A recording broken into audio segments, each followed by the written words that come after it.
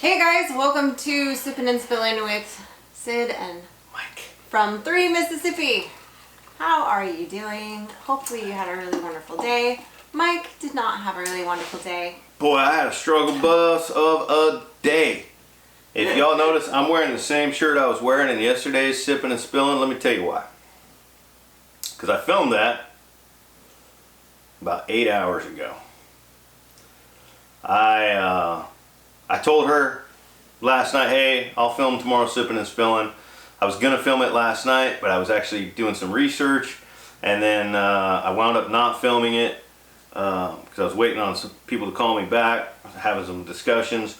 And so then I just decided to film it this morning. So I took a little break from work, sat down, filmed it on my iPhone, and then had to go back to work. Was blessed to be able to go back to work. And then a little bit later I went and tried to pull the footage off my iPhone and it wouldn't pull it off. It just kept failing. And then finally my computer and my iPhone decided they didn't like each other and my computer stopped seeing my iPhone.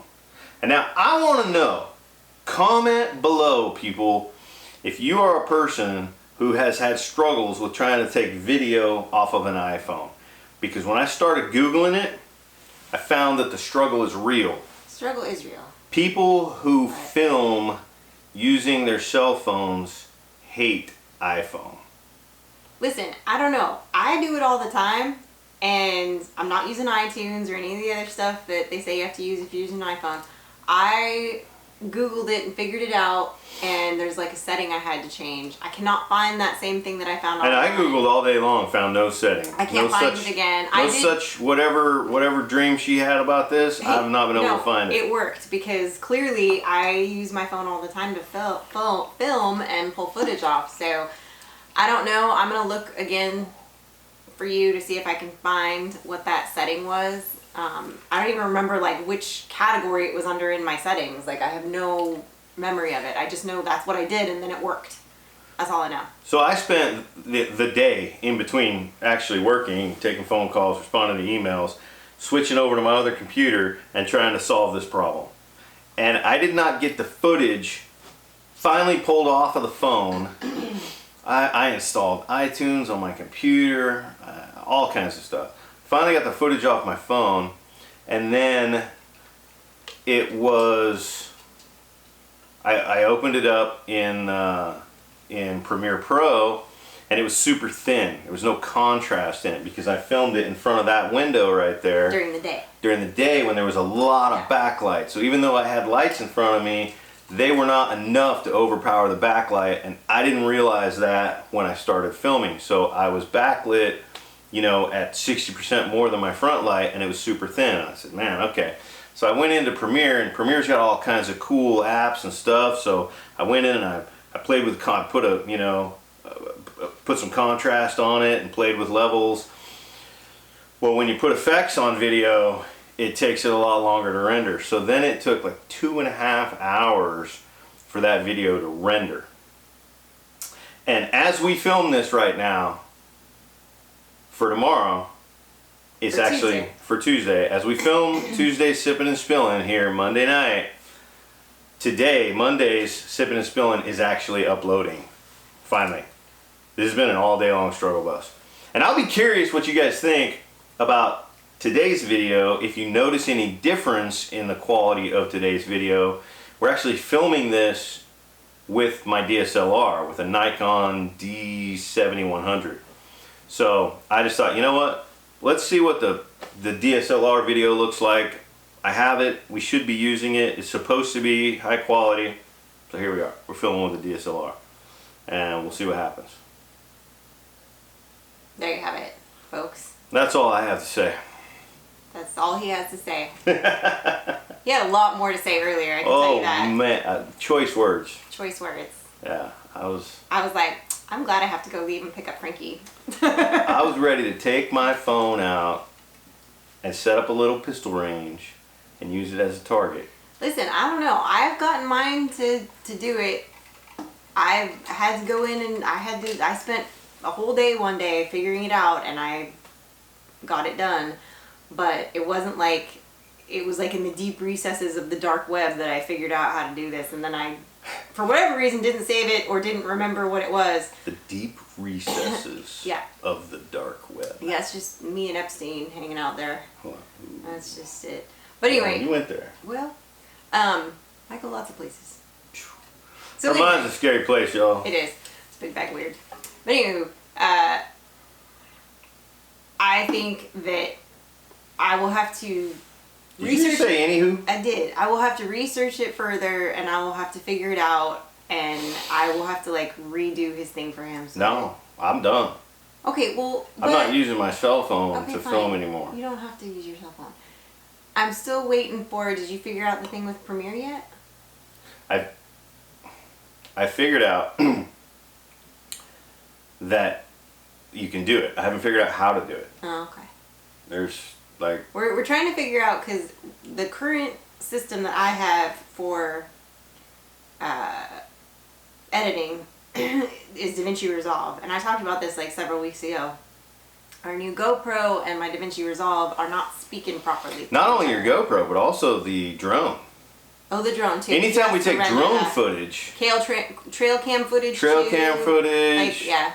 You know, anything that is not H.264 compression, MP4, I have to first render it using Premiere Pro, and then create a MP4 file that's H.264 compression, and then give that to her so that she can edit it. Some of the stuff, and that's absurd. Like the trail cam stuff, he has to do it that way, but like with the GoPro stuff that's now in 5.2K or whatever it is, some ridiculous number, because we are the future, that I can see it, I can put it in my software, whereas those other things I cannot even put them in my software. It doesn't like register them at all. Like I can't even move them into my software. I can put it in there, but I can't do anything to make it play back properly, and I have done all the tutorials and I've done all the things. The only thing is to switch to a different the only thing software. I could do to try to help is I'd have to learn a little bit about DaVinci Resolve, because her processor is faster than my processor. She has more RAM than I have in my computer. Neither of us have a solid state hard drive, but she has as fast a hard drive as I have in my computer. There's those obvious things are not why she can't get the video to work well. Yeah, it's a common problem with Right. DaVinci Resolve and any 4K footage and above. I think it probably has to do with scratch disk and, you know, stuff that I'd have to dive into DaVinci Resolve, and I don't want to do that. Right. Well, but we had talked about, he has Premiere Pro. I was like, can't you put it on, like, if you have two computers, can't you put it on your other computer? And so anyway, he's trying to figure out how we can do that. I did a quick search, and I found out that we can do that. We can put with the license that I have, because Adobe products are expensive, you guys. Mm-hmm. You know, the Creative Cloud package that I have, I get everything, right? So I have Premiere Pro, I have Photoshop, I have, you know, I have all kinds of different apps for different things. If you get better and better at editing and you want to use these other apps to do fancy cool things, they're there, right? It's part of your package. But I don't want to buy that package twice. Right.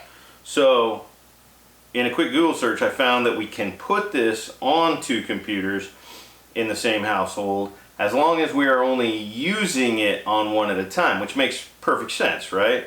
And since she does most of the editing and I occasionally do something to help, and we generally don't do it at the same time, that's a perfect solution. We just have to deploy it. And then, of course, then she's going to have a little bit of a learning curve.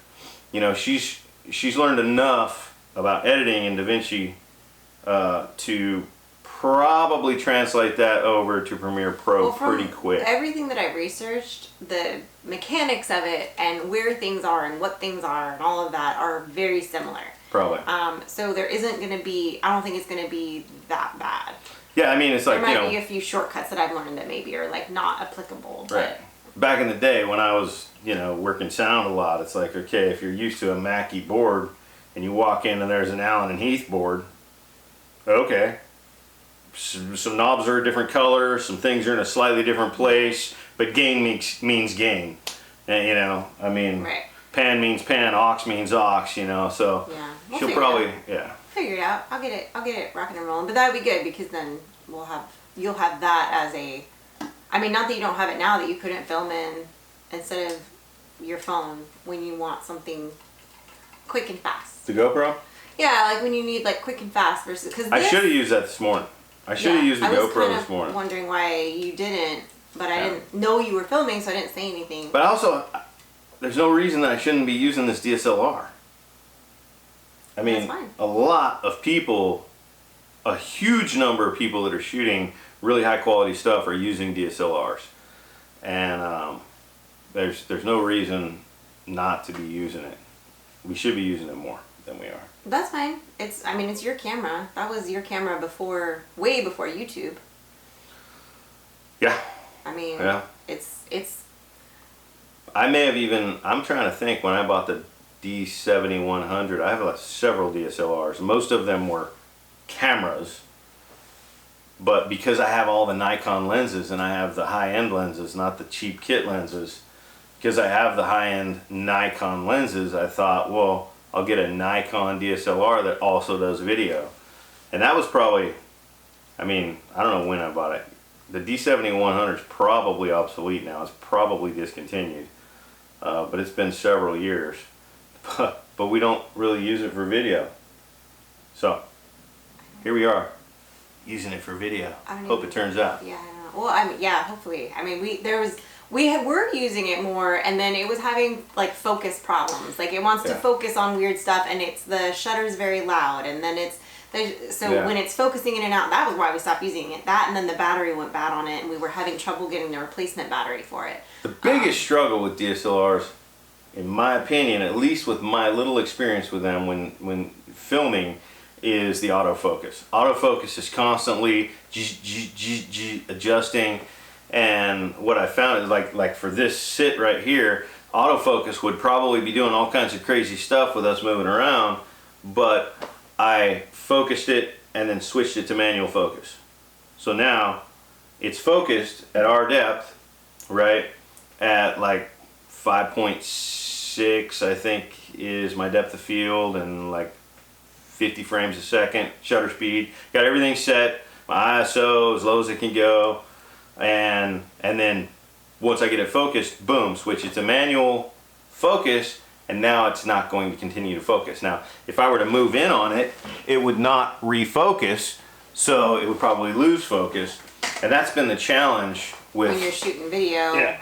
Especially when you don't, like a lot of times the kinds of stuff that we're shooting because of the kind of channel we are, you don't generally have enough hands to film what you're doing and be able to focus on something and whatever. So it gets a little bit, it's much easier to use a high quality camera like on your phone to film something when you're kind of on the go, or a GoPro or something, than something with an autofocus. Yeah, that's not so loud and very, I would say it's almost like an antiquated, like if you, like somebody who's trying to figure out their zoom lens, it's like, it's very like, it's kind of. I know when we were deer hunting, I was using this, and I'd have it set up in the stand, and it would be, and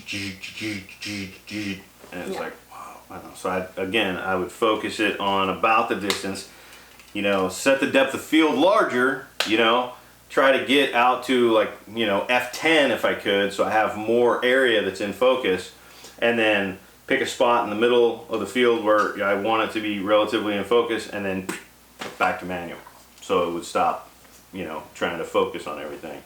So I think, you know, maybe the way to use the DSLR is as a second camera when we're doing something, when we're like building something. Right, get a stationary camera, got the whole field of view of the chicken coop and what we're doing, set our depth of field where we want it, and then just manual focus and let it roll. Yeah. And then film everything else with, you know, the GoPro, and then have that second shot that we can pepper in. Right. You know? Because, you know, like, I mean, the pros you're always doing like 3 shots at least. But usually I think that's kind of the standard, is those 3 shots. And I know David from Come On Homestead does that a lot. He likes to work with like 3 cameras and move his you know, his view of what he's doing from this camera to this camera. That's a lot of work, man. It's a lot of work. But yeah, Tim does it too. I know, and like I've done it too, several times. It takes more time, and it's, you know, it's hard because sometimes it's easier to manually hold the camera if I'm not the one doing the thing. right. You know what I mean? If I'm not the one doing the thing, but then anytime you're the one doing the thing and trying to get all of the images, whatever you're doing is now going to take you 16 times longer because you're having to deal with moving and repositioning so many different cameras to get the different shots, and everything just kind of ends up taking longer. So it's really hard sometimes to get through projects, which is something kind of like a behind the scenes thing there, guys, that maybe you don't think about when you see all the different things of, you know, something simple as somebody carrying something up a ladder, and then you see the point of view of now the camera's there up the ladder. Like, yeah, how did they get that shot? Yeah, like you either had to set it up ahead of time and have two cameras, or if they are maybe just starting out and don't have multiple cameras, they had to like shoot that twice because they had to go. And we were at a point at one point where we were doing stuff like that, where I don't have the other camera today, or it's been acting up or whatever, and okay, well, I'm going to do this and still get the shot.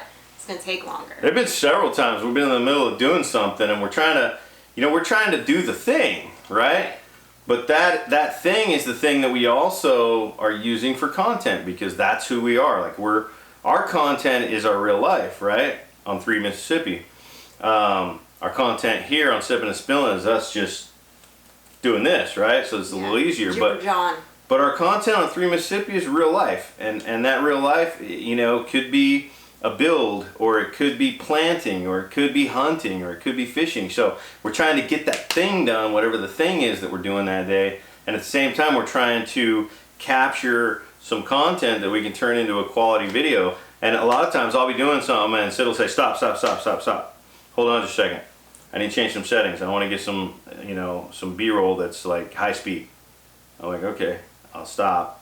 I'll wait, and then she'll try the angle a couple times and just say, okay, go ahead, and whatever it was I was doing, and then she'll say, no, do it again. Okay, great. And then we go on and we do some stuff, and then she's like, stop. I need to get that from another angle. And that's really hard to get a project done when you're doing that. But you got to do it. You got to. What you won't do to get the shot, you have to do it. So anyway, that's it. That was our experience today, or mostly Mike's experience today with dealing with getting the iPhone camera footage off. If you have any experience or know what I'm talking about with changing the settings so that you can just plug it in and get it off onto your laptop without having to go through iTunes or whatever, I'm gonna keep Googling, but I know I found it before and I did it on my phone and it's been 100% successful for like 8 months, so I gotta figure it out. But I hope y'all are doing well. I hope you are enjoying the beginning of your week so far, and more things to come. And that's it. That's all I got. Yeah. Okay. Click the bell. Subscribe. Don't forget, you also have to turn on all notifications. Just clicking the bell doesn't guarantee you get all notifications. So if you're like, how come I'm not getting notifications from those 5 channels? I know I clicked the bell. You didn't turn on all notifications. And we love you guys. Have a blessed week.